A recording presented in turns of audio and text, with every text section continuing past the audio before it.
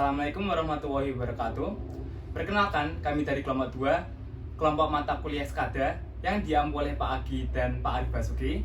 Pada video kali ini, kami ingin menjelaskan terkait tugas yang telah diberikan oleh Pak Arif Basuki, yaitu tugas pembuatan coding untuk Modbus Slave menggunakan Arduino. Sebelumnya, kami dari kelompok 2 izin memperkenalkan diri.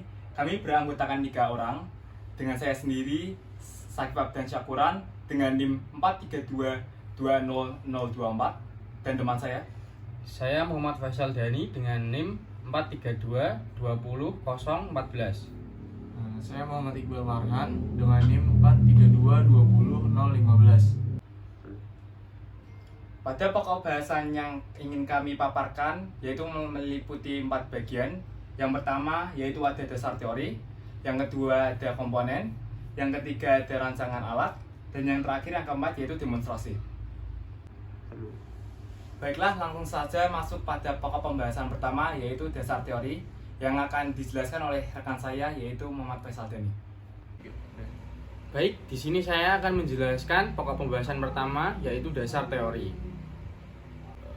Pada pokok pembahasan pertama yaitu SCADA, Supervisory Control and Data Acquisition merupakan sebuah sistem yang SAN mengumpulkan informasi atau data-data dari lapangan dan kemudian mengirimkannya ke sebuah komputer pusat yang akan mengatur, mengolah, mengontrol data-data tersebut. Sistem SCADA digunakan dalam berbagai industri dan sistem proses, khususnya dalam bidang ketenagalistrikan. Sistem SCADA diperlukan untuk menangani suatu sistem plan dengan melakukan pengendalian, pengawasan, pendanaan, perekaman, dan pengambilan data dengan tingkat kompleksitas yang tinggi, bahkan bisa menangani hingga ratusan ribu I/O secara terpusat. Dan yang kedua yaitu Arduino. Arduino Uno adalah board microcontroller berbasis ATmega 328, memiliki 14 pin input dari output digital, di mana 6 pin input tersebut dapat digunakan sebagai output PWM dan 6 input analog, 16 MHz, osilator kristal, koneksi USB, jack power, IC/SP header, dan tombol reset. Dan selanjutnya yaitu Modbus. Modbus adalah protokol komunikasi yang digunakan dalam sistem pengendalian dan pemantauan perangkat elektronik industri. Protokol ini dikembangkan pada tahun 1979 oleh Modicon, sebuah perusahaan yang sekarang menjadi bagian dari Schneider Electric.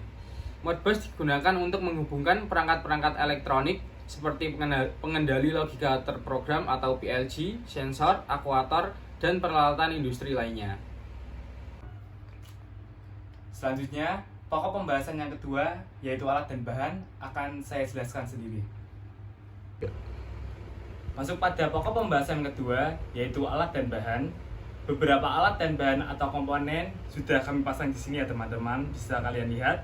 Yang pertama itu ada kabel jumper, berfungsi untuk menghubungkan antara satu komponen ke komponen yang lainnya. Yang kedua ada Arduino Uno sebagai master. Yang ketiga ada kabel uploader, berfungsi sebagai mentransfer program yang telah kami buat menuju ke Arduino Uno. Yang keempat ada sensor LM35, di sini sebagai input ya teman-teman, berfungsi sebagai membaca suhu. Yang kelima ada project board, berfungsi sebagai tempat untuk meletakkan alat-alat komponen guna didesain atau dirancang yang nantinya dihubungkan kepada komponen-komponen lainnya seperti ini.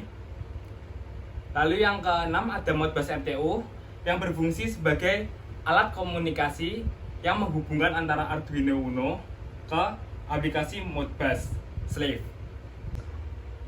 Yang ketujuh ada modul MAX 485 TTL to RS485 converter modul yang berfungsi sebagai alat komunikasi untuk mengomunikasikan program software yang telah kami buat di dalam Arduino IDE untuk dibaca ke Modbus Slave.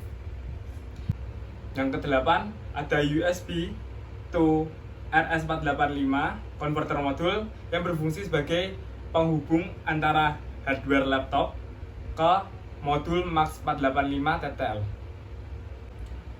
Selanjutnya untuk software atau perangkat lunak yang kami gunakan pada proyek kali ini, yang pertama ada Arduino IDE versi 2.1.1 yang berfungsi untuk membuat program.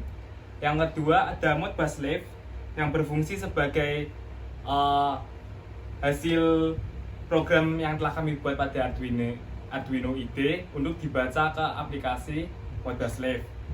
Lalu yang ketiga itu ada WinTR. WinTR sendiri ini sebagai HMI.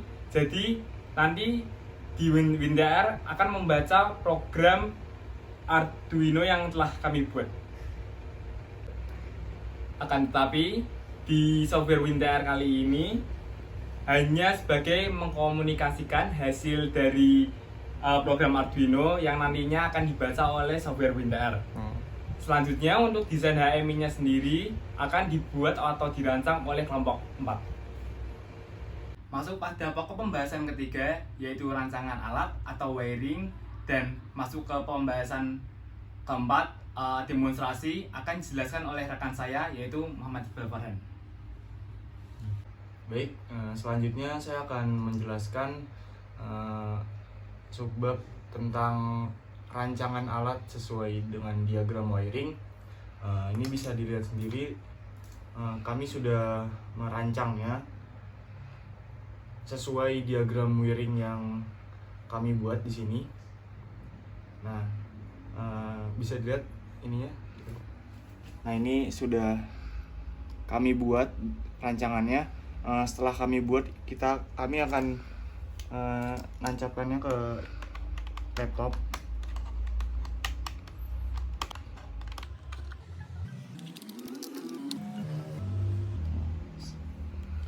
Setelah sudah tersambung, kita akan membuat program Arduino-nya. Setelah kami sudah merancang alat dan komponen-komponennya sesuai diagram wiring, kami akan membuat program Arduino-nya. Yang pertama, kami buka aplikasi Arduino IDE. Bisa lihat di sini kami sudah memasukkan programnya ke aplikasi. Bisa dilihat sendiri programnya.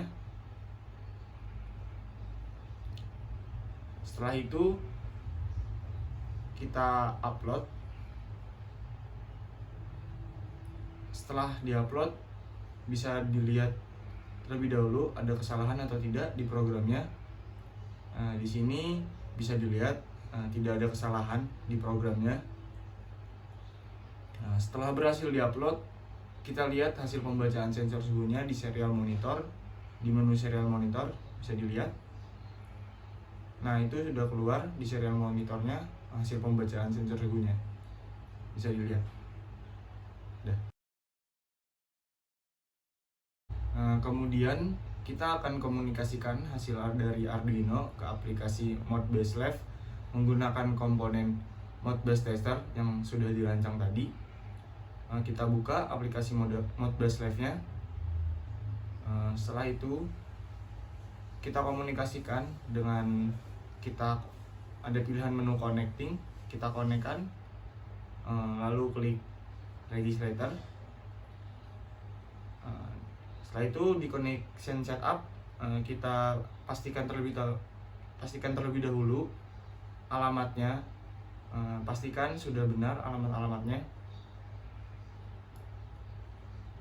Nah, setelah itu bisa dilihat sendiri Modbus Live sudah bisa membaca hasil dari Arduino-nya. Bisa dilihat teman-teman, bisa dilihat Arduino IDE dan Modbus Live-nya hasil suhunya sudah sama.